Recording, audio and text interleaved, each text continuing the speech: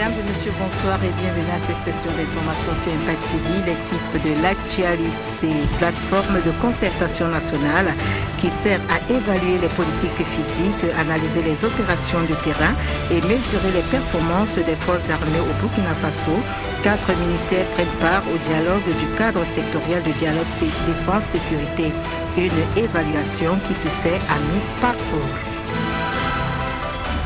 Longtemps attendu par les populations du Naouri, le barrage de Pokapro est désormais une réalité.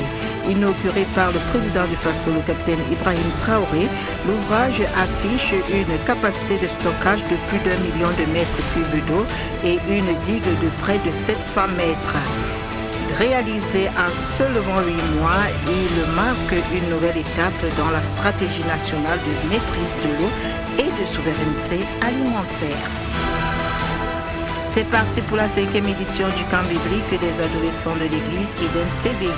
Pendant une semaine, des vases d'honneur seront pris en charge sur le plan spirituel, physique et même psychique. Les temps forts de l'ouverture de ce camp dans un instant. Une fois de plus, bonsoir. Le ministère de la Guerre et de la Défense patriotique a abrité la revue à mi-parcours du cadre sectoriel de dialogue défense et sécurité, un exercice qui réunit plus de 4 ministères.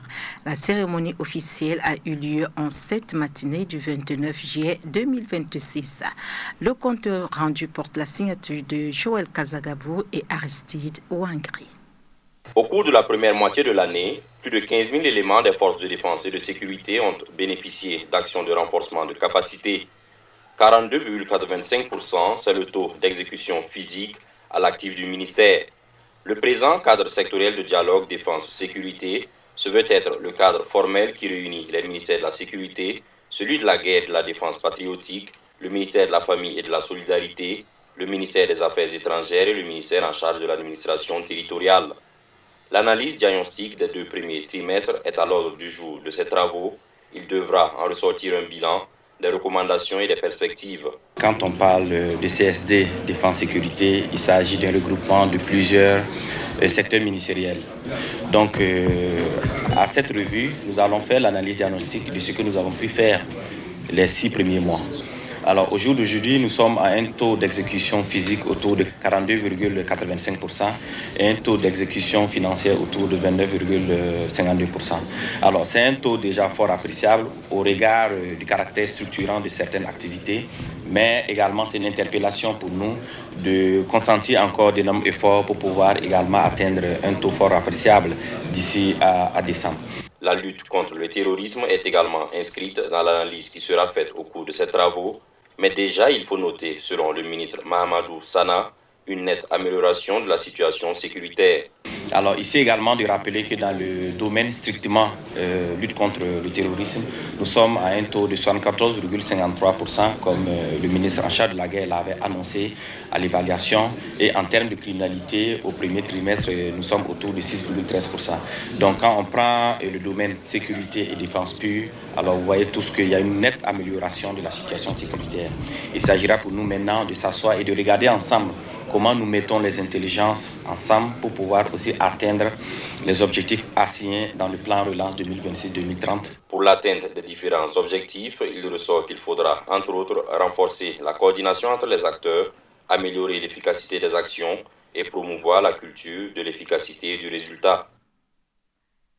Le camarade capitaine Ibrahim Traoré a inauguré le barrage de Pokapro afin de répondre durablement aux besoins en eau, de soutenir la production agricole et de renforcer la résilience des populations face aux effets du changement climatique.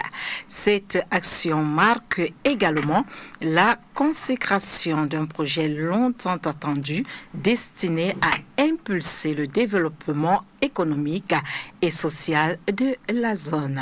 Le point, c'est avec Grace Nimasso avec la voix de Omaïsa Sana. Première infrastructure hydro-agricole d'envergure réalisée dans la localité, Cette réalisation marque une étape importante dans le renforcement des infrastructures de développement au profit des populations. À son arrivée, le chef de l'État a été accueilli dans une ambiance festive, rythmée par des danses et des chants traditionnels exprimant les souhaits de bienvenue et la reconnaissance des populations. Il a ensuite été reçu par le président de l'Assemblée législative de transition, des membres du gouvernement, des autorités administratives, militaires et coutumières, avant de saluer longuement les populations venues nombreuses pour l'occasion. Après le dévoilement de la stèle inaugurale, le président du Faso a procédé au lancement officiel de la mise en eau de l'ouvrage sous les acclamations des habitants. Attendu depuis les années 1960, ce barrage a finalement été réalisé en seulement 8 mois, traduisant la volonté d'accélérer la mise en œuvre des projets structurants. Il comprend une digue d'environ 700 mètres et une capacité de stockage estimée à 1,1 million de mètres cubes d'eau, destinée à soutenir durablement les activités locales. C'est un barrage qui était beaucoup attendu. Il y en aura d'autres encore dans la région. L'ONB est en train de travailler à identifier tous les potentiels pour pouvoir réaliser d'autres barrages en plus de cela. L'objectif, c'est de fournir, premièrement en tout cas, de l'eau potable à la population, pour que les jeunes puissent s'occuper, faire l'agriculture en temps plein autour des différents points d'eau que nous allons réaliser, mais aussi la pisciculture. Je viens de discuter avec le ministre pour que la pisciculture en cage flottante puisse se faire. Et ça va dans droite ligne avec notre politique d'autosuffisance alimentaire pour que nos paysans puissent produire en toute saison à travers la maîtrise d'eau que nous pourrons réaliser. Cette mise en eau s'inscrit dans la dynamique nationale visant à renforcer la production agricole, à valoriser les ressources locales et à accélérer l'atteinte à l'autosuffisance alimentaire au profit de l'ensemble du pays. Le 28 juillet de chaque année est consacrée la journée mondiale contre les hépatites. La cérémonie officielle de célébration s'est déroulée à Ouagadougou, au siège du secrétariat permanent de lutte contre le sida et les infections sexuellement transmissibles. Placée sous le thème hépatite, faisons tomber les barrières. La cérémonie officielle a été présidée par le secrétaire général du ministère de la Santé représentant le ministre de la Santé. Le compte rendu de la cérémonie avec Gaoussou Dibo et Aristide Ouangri. Une maladie silencieuse et dont on ne parle pas beaucoup d'ailleurs, deux problématiques à résoudre à l'occasion de la célébration de la Journée mondiale de lutte contre les hépatites, d'où le thème de l'édition « Hépatite, faisons tomber les barrières » et le slogan « Hépatite, parlons-en ». Dans le monde, la prévalence de l'hépatite B concerne 240 millions de personnes et 47 millions pour l'hépatite C. 1,3 million de décès sont liés aux complications. L'hépatite B reste fortement endémique dans les régions à faible couverture vaccinale. Les conséquences, une forte mortalité par cirrhose et cancer de foie, décelés tardivement la plupart du temps. L'Afrique subsaharienne concentre 68% des nouvelles infections par l'hépatite B en 2024. Le danger, les hépatites virales menacent de causer plus de décès que le paludisme, la tuberculose et le VIH-Sida réunis d'ici à 2040. 900 décès par an au Burkina Faso sont dus aux hépatites. L'objectif de cette stratégie, c'est de ramener les soins au plus près des populations. D'ailleurs, un des thèmes de cette journée, c'est « Brisons les barrières ». Donc ramener les soins au plus près des populations et même dans les CSPS, de sorte à ce que l'hépatite B ne soit plus qu'un problème du spécialiste et donc revenir un peu plus près des formations sanitaires périphériques. Pour les deux hépatites qui nous posent réellement problème, c'est l'hépatite B et C, qui sont des hépatites chroniques et les plus pourvoyeuses de complications telles que la cirrhose et le cancer du foie. Et donc, pour l'hépatite B, qui est la plus importante en termes de prévalence, les stratégies sont tournées vers la transmission mère-enfant, qui est le principal mode de transmission. Depuis une dizaine d'années, des actions concrètes sont menées au Burkina Faso dans le cadre de la lutte contre les hépatites virales, mais elles peinent à être connues. Dans notre contexte burkinabé, c'est l'hépatite B, l'hépatite C qui causent beaucoup de décès, qui causent beaucoup de complications. Et ces pathologies-là, l'hépatite B et l'hépatite C, se transmettent par la voie sanguine, la voie sexuelle, et ce qu'on appelle généralement la voie verticale, c'est-à-dire la transmission de la mère à l'enfant. Voilà. Maintenant, vous allez entendre, les gens vont dire non, que même par la salive, par la boisson, on peut... Non, l'hépatite B et C ne se transmettent que par la voie sanguine, la voie sexuelle et la voie verticale que je viens donc d'énumérer. Des acquis sont engrangés, tels que la vaccination à la naissance dans les 24 heures de vie chez le nouveau-né, le dépistage gratuit et systématique chez les femmes enceintes, le dépistage et le traitement gratuit de l'hépatite C, etc. Le pays a introduit la vaccination à l'enfance, c'est-à-dire dès les premières 24 heures, depuis 2022, nous vaccinons les enfants, qui sont tous les enfants. Il faut noter également que le traitement de l'hépatite C existe et c'est gratuit pour l'ensemble de la population. Il faut noter que pour l'hépatite B, les molécules aussi existent, mais c'est subventionné pour la population en général. Mais chez la femme enceinte, ça aussi c'est gratuit. Les défis tiennent dans la faible mobilisation des ressources financières dédiées aux hépatites, le coût du suivi de l'hépatite B, l'accès aux soins en zone d'accès difficile et le faible taux de dépistage. Les perspectives tiennent quant à elles dans la formation des acteurs de lutte contre les hépatites virales, la mise en place des files actives hépatites dans tous les districts, la décentralisation de la prise en charge jusqu'au niveau CSPS, d'où un appel à l'action, sinon à une synergie d'action. L'organisation Canova a organisé la 2e édition de son camp. Cette activité des vacances a pour objectif d'amener les participants à développer la créativité dans les domaines de l'informatique, la robotique et bien d'autres disciplines.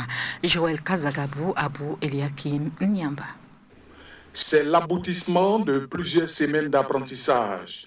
Parents, partenaires et invités ont pris part à la cérémonie de clôture des activités de Canova. Je peux dire que je suis très satisfait, pas satisfait seulement par mon équipe qui a fait un travail exceptionnel au cours de ces 2 éditions, mais également par les participants qui ont réussi à montrer qu'ils pouvaient faire des choses, qui ont prouvé que la curiosité, c'était juste dans leur tête. Il faut juste leur permettre de montrer, d'être curieux, de penser et de pouvoir dessiner leurs rêves comme ils le souhaitent. Donc je suis très très fier de ce qu'ils ont réalisé.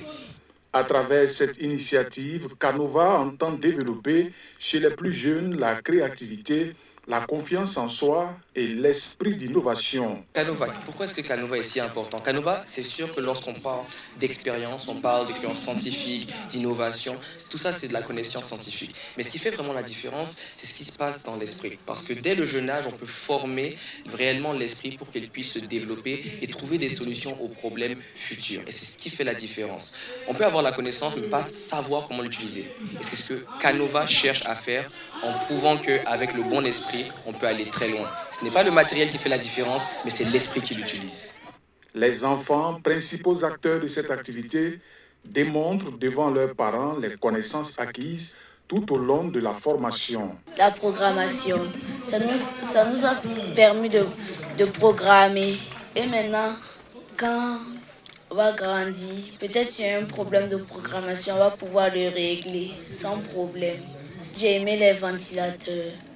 On nous a appris que dans certains villages, il n'y a pas de ventilateur, mais les villageois utilisent leurs intelligences pour créer et des matériaux qu'ils ont à leur disposition. Du côté des parents, la satisfaction est également au rendez-vous. J'apprécie positivement l'initiative, surtout parce qu'elle est faite par des jeunes. Et ils ont appelé Camp Génie. Et vraiment, les activités, les expériences que les enfants ont eu à réaliser, ça booste leur activité, leur intelligence. Et moi, j'ai apprécié positivement. Des acteurs de premier plan n'ont pas manqué d'afficher leur satisfaction. Définitivement, c'est un chapeau. Chapeau pour ce qu'ils ont fait, chapeau pour les parents qui se sont engagés, chapeau pour des jeunes mêmes animateurs qui sont donnés. Je pense que c'est les premiers pas du développement et clairement de l'excellence qui est en train de se forger comme ça. Fierté, beaucoup de fierté et de gratitude, puisqu'en fait on a essayé de transmettre des valeurs à ces enfants, qui ne sont plus des enfants maintenant, qui sont des grands en devenir, leur transmettre des valeurs qui soient structurées, organisées et qui puissent transmettre ce que nous leur avons donné. Et là, c'est beaucoup de fierté de voir qu'il y a un vivier dans la jeunesse burkinabé qui est capable de transmettre ses compétences pour permettre à notre pays de se développer. La cérémonie s'est achevée par la remise officielle des attestations et des distinctions récompensant l'assiduité, l'engagement et la qualité des présentations des participants. Une photo de famille a mis fin à cette cérémonie.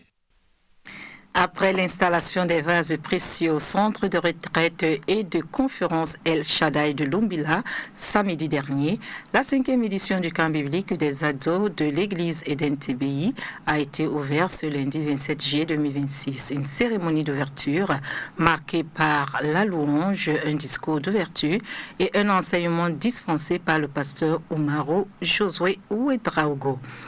Gao Soudibo, Claudine Ouedraogo. Des chants de louanges et des danses dans la présence du Seigneur. C'est ainsi que débute le camp des adolescents ou encore celui des vases précieux pour une semaine durant. Un camp d'instruction, de révélation, de conseils qui va leur permettre d'être attentifs à leur vie et de les répercuter dans leur monde d'adolescence. Nous avons encore une fois de plus, avec l'autorisation et la bénédiction de nos parents spirituels, Papa et Maman Karambiri, eu la grâce de réunir ici au centre de retraite El Shaddai environ 600 adolescents qui vont participer à un camp biblique. Et c'est vraiment pour nous une action de grâce, vraiment toute une reconnaissance de voir ces activités démarrer ce matin. Donc c'est d'abord équiper avec la parole de Dieu nos adolescents. C'est aussi donc saisir de cette opportunité pour les sensibiliser sur certaines thématiques qui sont propres aux adolescents. Vous savez que l'adolescence aujourd'hui, au XXIe siècle, en 2026, est différente de l'adolescence il y a 30 ans. Et il faut donc comprendre les réalités d'aujourd'hui, les menaces d'aujourd'hui, les dangers auxquels font face nos enfants aujourd'hui et travailler à les instruire selon la parole de Dieu. Et ça, c'est un autre objectif. Nous avons des conférences qui nous permettront justement d'aider, d'instruire nos enfants, de les conseiller, de les alerter sur certains risques auxquels ils sont confrontés et les conseiller à marcher selon la parole de Dieu par rapport à tous ces défis-là. Une 5e édition élargie à des adolescents qui ne sont pas seulement venus d'Eden TBI. La particularité de cette 5e édition, c'est que nous sommes en train de nous ouvrir de plus en plus parce que quand on commençait, c'était seulement Eden TBI qui réunissait les adolescents. Mais aujourd'hui, c'est ouvert. C'est ouvert. Vous avez aujourd'hui des participants qui nous sont venus de différentes villes du Burkina, mais aussi des gens qui sont venus d'autres dénominations.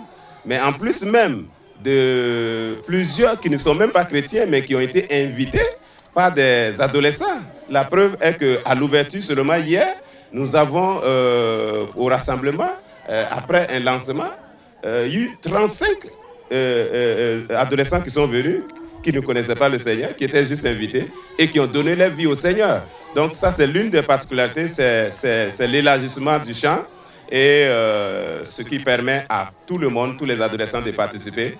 Et vraiment, nous nous réjouissons de voir que cela plaît aux adolescents aussi qui sont venus d'ailleurs, d'autres assemblées, pour venir participer à ce camp biblique. Un camp biblique des vases précieux avec la parole de Dieu au centre de toutes les activités, car Dieu ne fait rien sans sa parole.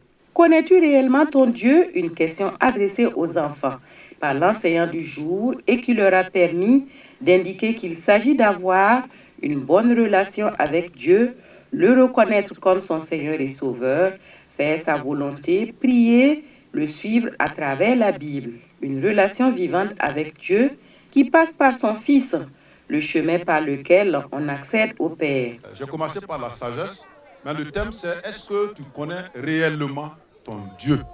Alors ça s'adresse à chaque adolescent en particulier pour que chacun se sente concerné. Au lieu de donner un enseignement général, je m'adresse en particulier, en propre, à chaque adolescent. Connais-tu réellement ton Dieu?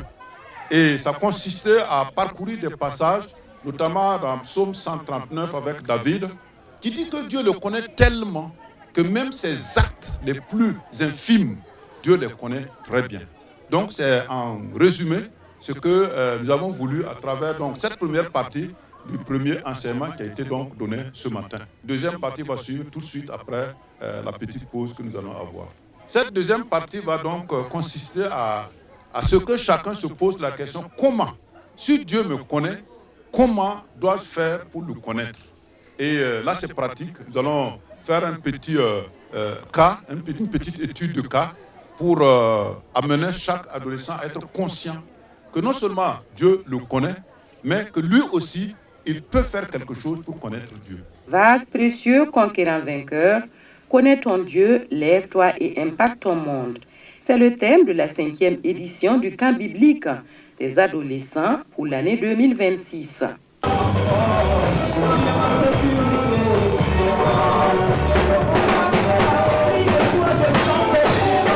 À l'issue de la cérémonie d'ouverture de la 5e édition du camp biblique des adolescents, ils réagissent après l'enseignement dispensé par le pasteur Omaro Josué. Nous les écoutons. Tenu surtout que Dieu connaît chacun de nous. Il nous sonde et il nous connaît. À chaque fois que nous faisons quelque chose de bien ou quelque chose de mal, Dieu a un cahier là où il enregistre tout ça. Et à la fin, quand on va aller le rejoindre, il va faire défiler tout ça devant nos yeux et il va nous juger selon nos œuvres. Il nous a aussi dit que l'adolescence est une période qu'on doit prendre très au sérieux parce qu'on est dans une phase très délicate. Et c'est à partir de ce moment que Jésus même a commencé à parler aux docteurs qui étaient dans le temple. Donc ce que j'ai retenu, c'est que surtout à l'adolescence, nous devons faire très attention. Car c'est à ce moment que Dieu va commencer à compter nos péchés. Il va commencer à prendre ce que nous faisons de bien et ce que nous faisons de mal. J'ai retenu que Dieu nous connaît par cœur. Et que même si quelque chose se passe, peu importe la chose, Dieu est au courant. À longueur de journée, tout ce qu'on fait est vu par Dieu. J'ai retenu qu'à l'âge de 12 ans, que Dieu prend en compte tous nos péchés et que connaître Dieu, c'est avoir une bonne relation avec lui. Moi, j'ai retenu que Dieu nous voit, qu'il est un bon Dieu qui nous protège. À partir de la première partie, connaître réellement Dieu. Moi, en tout cas, je vais changer mes habitudes. Il m'est fort de participer et je veux tout d'abord remercier le Seigneur Dieu qui a permis à mes parents afin qu'ils puissent m'inscrire à ce camp-là. Je viens de retenir que Dieu nous voit, il sait tout ce que nous faisons et nous devons bien nous comporter pour que quand on va projeter notre vie, quand nous serons au ciel, afin qu'on puisse voir que nous avons fait du bien aux autres et non du mal. Chaque fois qu'il y a une occasion de rassemblement de gens, qu'ils n'hésitent pas à inscrire les enfants, qu'ils n'hésitent pas à les permettre de participer. Parce qu'aller à l'école, dans les écoles, c'est bien, mais ça ne suffit pas. Ils ne peuvent pas gagner ce qu'ils vont recevoir pendant ce camp. Donc, c'est aussi permettre, encourager et demander aux parents, lorsque les enfants vont revenir, demandez-les ce qu'ils ont appris. Accompagnez-les par rapport à ce qu'ils ont appris. Jouons notre rôle de parents à leur côté pour les permettre de devenir ce que Dieu veut que ces enfants soient. Le deuxième appel, c'est par rapport aux enfants. Nous voulons des enfants qui seront une bénédiction pour notre nation, pour l'Église et pour le monde, pour leurs contemporains. Donc les adolescents, écoutez vos parents, écoutez vos instructeurs dans le Seigneur, écoutez vos éducateurs partout où vous êtes. Soyez des modèles, des adolescents civiques, des adolescents respectueux et qui prennent la parole de Dieu au sérieux afin que Dieu puisse vous utiliser et conduire là où il veut que vous soyez parce que vous êtes une bénédiction pour toute la nation et pour toute l'Église. En tout cas, nous sommes très heureux de voir que cela sera une réalité dans la vie de nos enfants. Et nous accueillons Jean-Philippe Sawadogo pour le kiosque francophone du jour. Les quotidiens burkinabés accordent une large place ce mercredi au lancement de la deuxième édition de l'immersion patriotique obligatoire destinée aux nouveaux bacheliers. À la une du quotidien d'État citoyen, le journal annonce que plus de 65 000 nouveaux bacheliers prennent part à cette initiative, présentée comme une école du patriotisme et de la citoyenneté. L'objectif est de renforcer les valeurs civiques, le sens du devoir et l'engagement des futurs étudiants envers la nation. Cette actualité est également reprise par le quotidien, qui revient sur le démarrage effectif de cette campagne à l'échelle nationale. Aujourd'hui, Faso consacre lui aussi ses colonnes à cette immersion patriotique, soulignant l'importance de cette formation citoyenne pour la jeunesse burkinabé. Du côté de l'Express du Faso, le journal Bobolaire rapporte que la deuxième édition de l'immersion patriotique obligatoire a été officiellement lancé le mardi 28 juillet 2026 sur toute l'étendue du territoire national. Dans la région des Tanonia, tout comme à Orodara dans le Guirico, les cérémonies se sont déroulées en présence des autorités militaires, administratives, religieuses ainsi que des formateurs. Dans un autre registre, l'observateur Palga met en lumière la sortie de l'ouvrage de Sita Tarbagdo, consacré au premier avocat burkinabé, intitulé La vie et l'œuvre de Maître Passéré. Cet ouvrage de 583 pages retrace le parcours et l'héritage de cette figure emblématique du barreau burkinabé. Le doyen des quotidiens s'intéresse également à la journée mondiale de lutte contre les hépatites 2026, indiquant que le Burkina Faso entend lever les obstacles à la prévention, au dépistage et à la prise en charge de cette maladie. À l'international, les dépêches de Brazzaville rapportent que la dette publique de la République du Congo est désormais estimée à plus de 9 400 milliards de francs CFA. Et la parole de sagesse pour mettre un terme à cette édition. Contester Dieu ne te rend pas plus libre. Cela te place simplement dans une souffrance inutile sous sa main souveraine. Je reprends. Contester Dieu ne te rend pas plus libre. Cela te place simplement dans une souffrance inutile sous sa main souveraine. C'est donc là une parole de sagesse signée le pasteur Mamadou Philippe Karambiri, fondateur délégué du Centre international d'évangélisation Mission intérieure africaine. C'est tout pour cette édition réalisée par David Karambiri avec la complicité des équipes techniques et rédactionnelles. Au nom de ces équipes, merci d'avoir été des nôtres. Notre œuvre est pour Jésus-Christ, l'unique roi de gloire. Au revoir.